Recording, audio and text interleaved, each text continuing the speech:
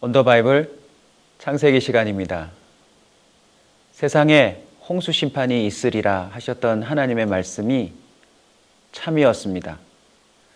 노아의 8 식구 외에 그 시대 단 한 사람도 이 심판을 대비하지 않았다는 것이 얼마나 안타깝고 충격적인지요. 오랜 세월이었지만 하나님의 말씀을 다 준행하고 그 치수를 기억했던 그 8 식구만이 방주에 올랐다는 사실은 오늘 이 시대에도 심판을 기다리고 있는 우리에게 매우 중요한 메시지인 것이 틀림없습니다. 8 식구 드디어 방주에 올라 유일하게 홍수 심판을 면했는데요. 그 식구들은 과연 어떻게 되었을까요? 창세기 8장을 통해 살펴볼 수 있습니다. 아라랏이라고 하는 산 이름과 그리고 정탐하라라고 하는 온사수치기자 질서를 마음속에 꼭 기억해 두시고요. 그 현장으로 함께 가보도록 하겠습니다. 창세기 8장의 시작은 이런 표현으로 시작됩니다. 하나님이 노아와 그리고 그의 식구들, 방주 안에 있는 모든 짐승과 가축들을 기억하사. 이상한 표현 아닙니까, 여러분? 하나님은 기억하실 필요가 없지 않습니까? 왜냐하면 사람들처럼 깜빡깜빡하는 그런 한계 있는 존재가 아니니까요. 하나님이 기억하셨다라고 하는 표현을 쓰신 건 틀림없이 의도가 있을 것입니다.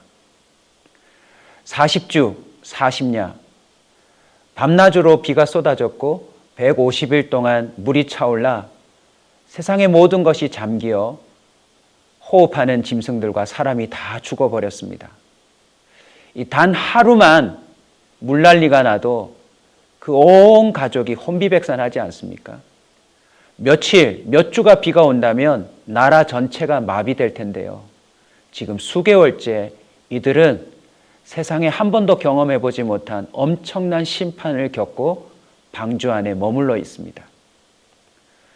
좋기 5개월, 6개월이 지나고 있는 셈인데요.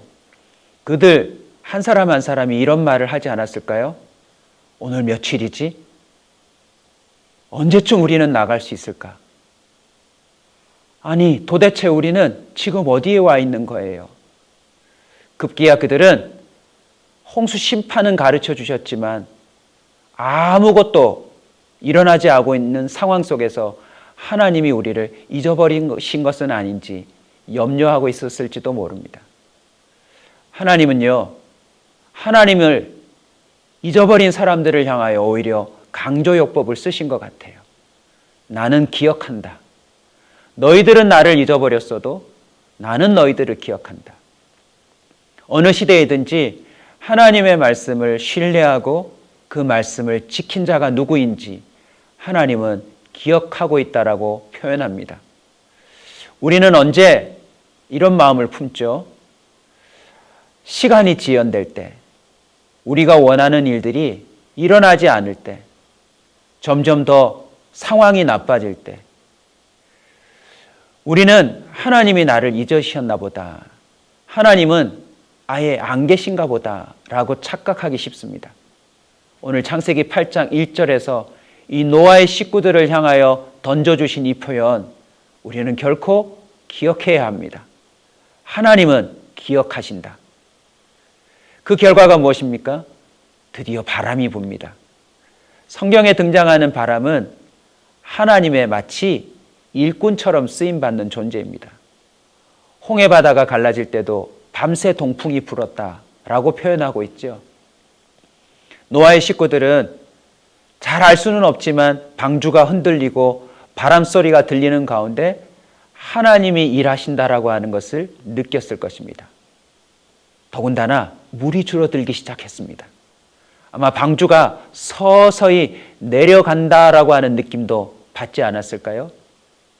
하나님은 이렇게 기억하고 있다는 사실을 믿음의 자녀들에게 꼭 알려주시더라고요. 하나님이 없는 것처럼 여겨졌던 이스라엘의 멸망을 앞두고 있는 시대에도 이사야 선지자를 통하여 하나님의 마음이 이렇게 또 기록되고 있습니다. 혹시 여인이 자신의 젖먹이 아이를 잊어버린다 할지라도 나는 너희들을 결코 잊지 않는다. 나는 너희들을 손바닥에 새겼다. 이 기억이라고 하는 오늘 본문에 쓰인 단어는 자카르라고 하는 히브리어인데요. 다름이 아닌 새기다라는 뜻입니다. 하나님은 하나님의 말씀을 따르고 순종하는 자를 마치 새긴 것처럼 기억하고 잊지 않는다는 것, 우리가 꼭 가슴에 품어야 할 표현입니다. 자, 이제 노아의 그 식구들은 어떻게 될까요? 하나님이 기억하셔서 바람을 불게 해서 점점 물이 줄어들고 있었는데요. 7째 달 11의 날에 드디어 방주가 아라랏이라고 하는 산에 닿게 됩니다. 그 거대한 배가 끼역끼역 하더니 육지에 닿는 느낌이 들었을 때 아마 그 8식구는 평생 잊지 못할 순간이었을 것입니다. 그뿐이 아닙니다. 이제 10째 달이 되어서 그 초하룻 날에 산 봉우리들이 보이기 시작했다라고 기록하고 있습니다. 이 구체적인 날짜와 되어지는 그 점차적인 장면들 속에서 우리는 또 이것을 발견할 수 있습니다. 우리는 마치 갇혀 있는 것 같고 앞이 보이지 않는 상황 속에 있다 할지라도 하나님은 매일매일 일하고 계신다라는 것입니다. 이 날짜 속에 하나님의 그 차근차근히 진행되는 일들이 기록됐다는 거 놀랍지 않으세요? 우리 교회에서는 다이어리, 온사 다이어리를 사용하고 있는데 여러분의 개인적인 수첩에도 꼭 한번 기록해 보십시오. 몇 날 며칠에 부는 바람과 또 되어지는 상황들 속에 하나님의 일하심이 있습니다. 기도하는 자를 기억하시고 말씀에 순종하는 자들을 기억하시고 하나님의 택한 자들을 기억하시고 매일 쉬지 않고 일하시는 하나님의 움직임들이 있다는 것, 이 성경 속에서 발견할 수 있는 매우 중요한 진리입니다. 자, 그 다음 순서는 어떻게 될까요? 40여 일이 지나서 그 노아는 정탐이라고 하는 것을 시작합니다. 방주가 땅에 닿고 봉우리들이 보이기 시작했으니 무작정 내리면 될까요? 그랬다가는 큰 사건이 터질 수 있습니다. 지금까지 통과한 과정이 너무나도 소중한 순간임에도 불구하고 한순간의 실수로 말미암아 지금까지의 모든 것을 잃어버릴 수도 있다는 거죠. 노아는 조심스럽게 바깥 상황을 살피는데 하나님이 치수를 불러주신 대로 창문이 있었죠. 그 창문을 열고 까마귀를 내보냅니다. 왜 하필 까마귀일까요, 여러분? 지금 동물학자들에 의해서 밝혀진 바 까마귀가 꽤 똑똑하더라고요. 도구도 사용할 줄 알고요. 그 상황에 따라서 자신의 머리를 쓸 줄 아는 꽤 똑똑한 녀석입니다. 뿐만 아니라 이 까마귀는 육식도 가능하죠.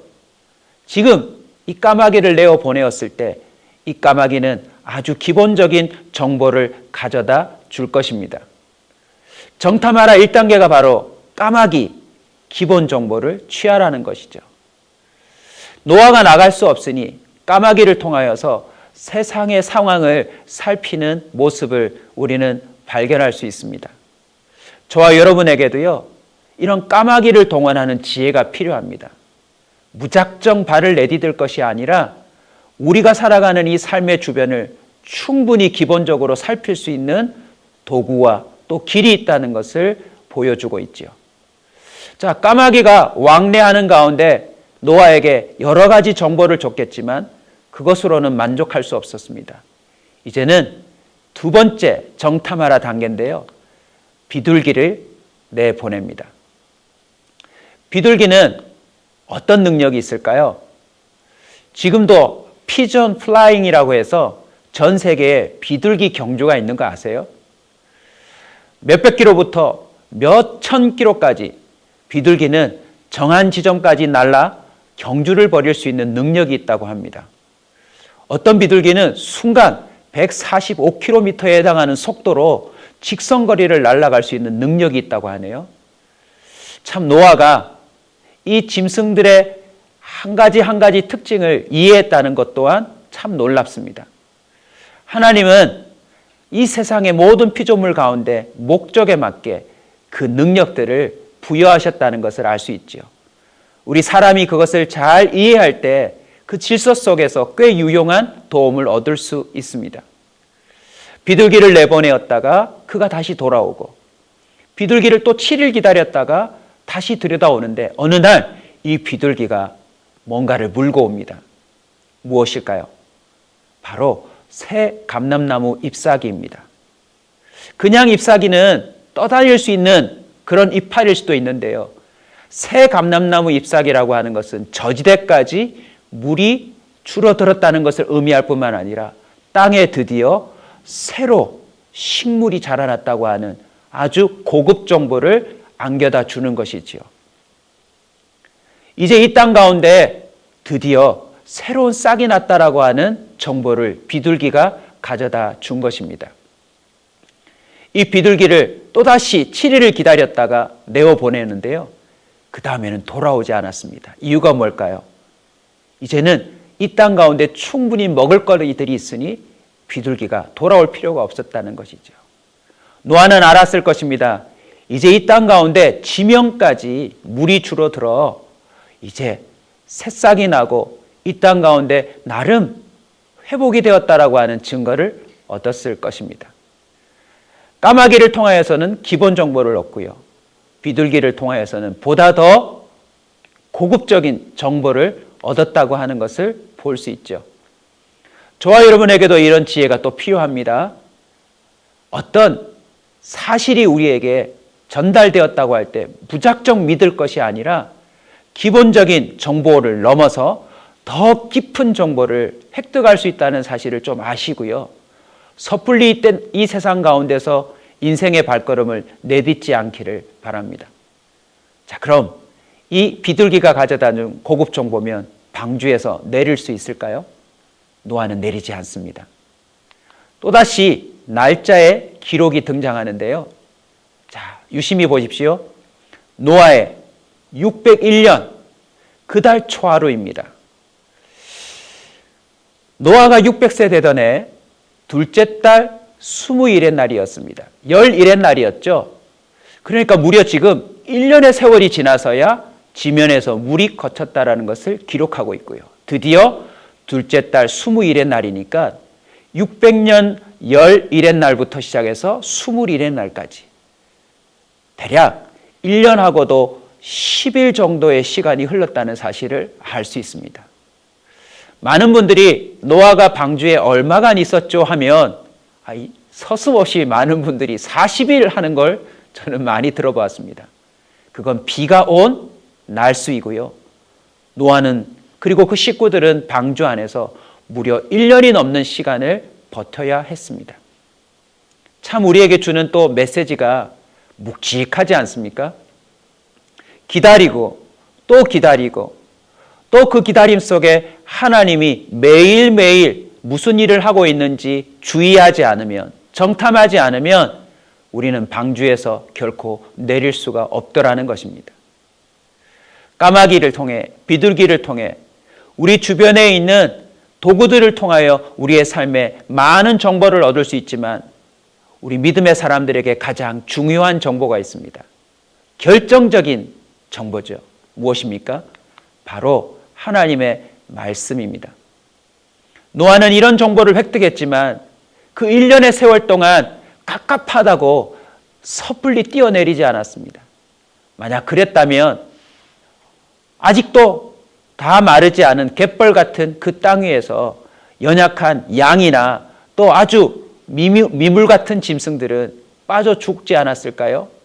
그렇게 됐다면 하나님께서 유전하고자 보존하고자 방주에 싣게 했던 그 한 짐승은 멸종하고 말았을 것입니다. 노아는 다른 어떤 정보보다도 하나님의 말씀을 듣고 움직였음을 보여줍니다. 저와 여러분이 인생을 살아가면서 이런 걸음 저런 걸음 또 이런 선택 저런 선택을 할 때에 기본 정보부터 고급 정보 그리고 마지막에는 하나님의 말씀을 듣고 움직일 수 있는 참 지혜자가 되시길 주의 이름으로 축복합니다. 자, 노아의 식구들은 이제 방주에서 내리는데요. 성경을 유심히 보시면 하나님이 그 식구들에게 이렇게 명령하십니다. 생육하고 번성하라. 땅에 충만하라. 여러분 이거 어디서 보시지 않으셨습니까? 아담과 하와 최초의 사람들에게 주셨던 그 명령을 노아의 식구들에게 다시 던져주십니다. 참 하나님의 마음이 느껴지는 대목 아닙니까?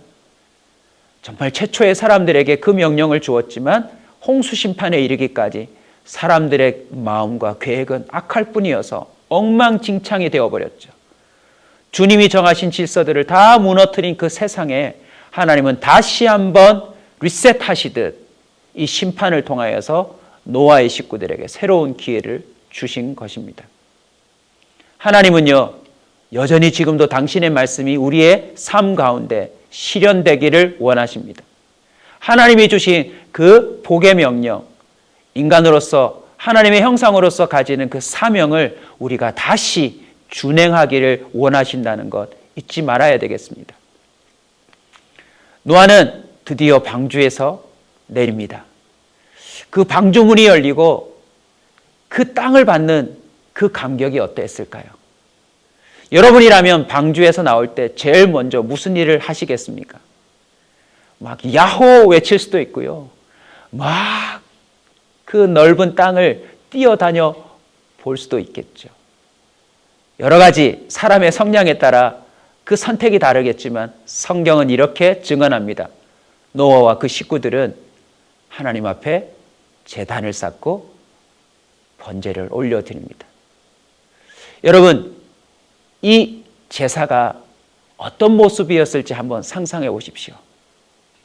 1년여 동안 그 엄청난 세상의 심판을 경험하고 그 방주에서 처음으로 땅을 밟으며 그들은 어떤 심정으로 예배했을까요?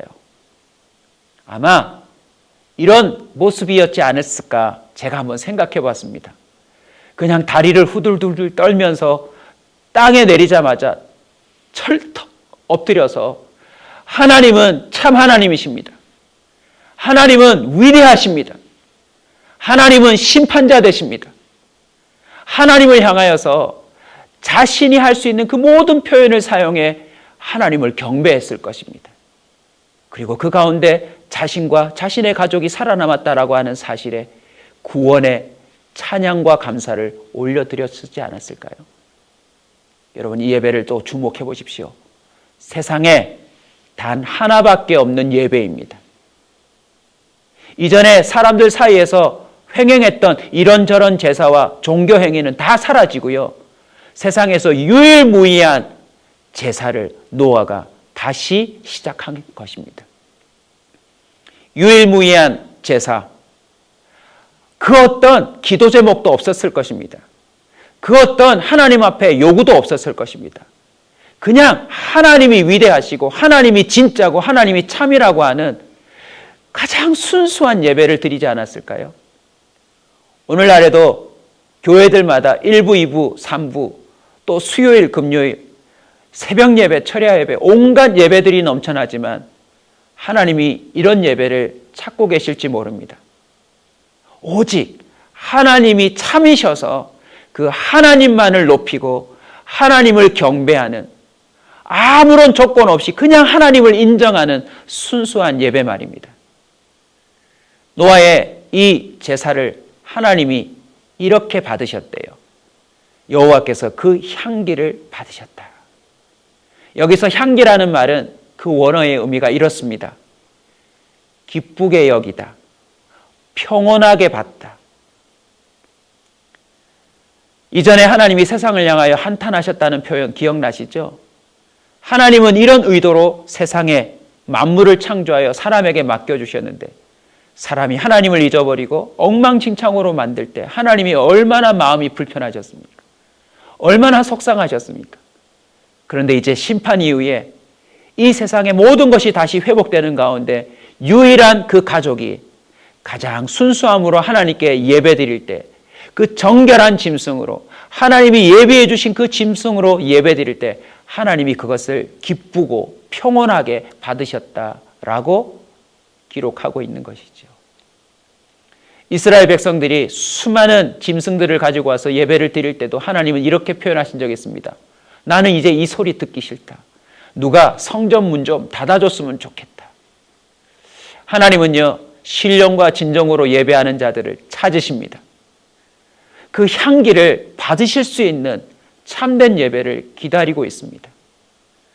저와 여러분이 이 노아의 유일무이한 이 제사의 장면을 다시 한번 묵상하면서 우리도 예배가 갱신됐으면 좋겠습니다. 주님에게 이런저런 필요로 위해서 예배하는 자들이 아니라 하나님이 참된 창조주요, 구원자요, 심판자라고 하는 그 경외감을 가지고 오직 순수한 마음으로 예배하는 그 순간이 우리에게도 있기를 소원합니다. 노아는 방주에서 내렸고 이제 새로운 삶을 시작합니다. 이 창세기 8장을 통하여서 다시 한번 우리가 얻는 귀한 삶의 질서는 바로 정탐하라입니다. 이제 새로운 삶이 시작되는데요. 노아는 방주에 내릴 때 조심스럽게 까마귀와 비둘기, 그리고 또 기다리고 또 기다리고 또 기다리는 가운데 하나님의 말씀을 듣고 움직였던 것처럼 이제 이 지면에서의 삶도 그런 삶이 되어야 할 것입니다. 무엇을 할 것인지, 누구를 만날 것인지, 어떤 일을 할 것인지, 어떤 생각을 하고 어떤 말을 하고 어떤 선택을 할 것인지에 대해서 조심스럽게 이렇게 정탐하며 산다면 그의 길 또한 구원의 길이 될 줄로 믿습니다. 그래서요, 너는 범사에 인정하라. 그리하면 내 길을 지도하시리라 라고 했던 말씀처럼 저와 여러분도 이 정탐을 귀한 믿음의 지침으로 삼아야 할 것입니다. 지금 우리는 노아 홍수 심판을 거쳐 이제 마지막 심판을 기다리고 또 대비해야 할 사람들입니다. 8 식구만이 유일하게 그 시대의 심판을 면할 수 있었던 것은 바로 하나님이 불러주신 그 말씀 때문이었죠. 저와 여러분에게 어떤 말씀이 주어졌나요? 예수께서 이르시되 내가 곧 길이요 진리요 생명이니 나로 말미암지 않고는 아버지께로 올 자가 없느니라. 우리는 예수 그리스도의 그 복음을 말씀의 치수로 생각하고 마지막 심판을 준비하고 대비하는 지혜로운 자가 되시길 주의 이름으로 축원합니다. 2021년 3월이 지나고 있습니다. 저와 여러분의 인생 날수를 잘 헤아리면서 하나님이 어떤 일들을 벌이고 계시며 어떤 바람을 불게 하시는지 유심히 보시면서 그 심판을 면하는 구원받는 복된 성도들이 다 되시길 소원합니다.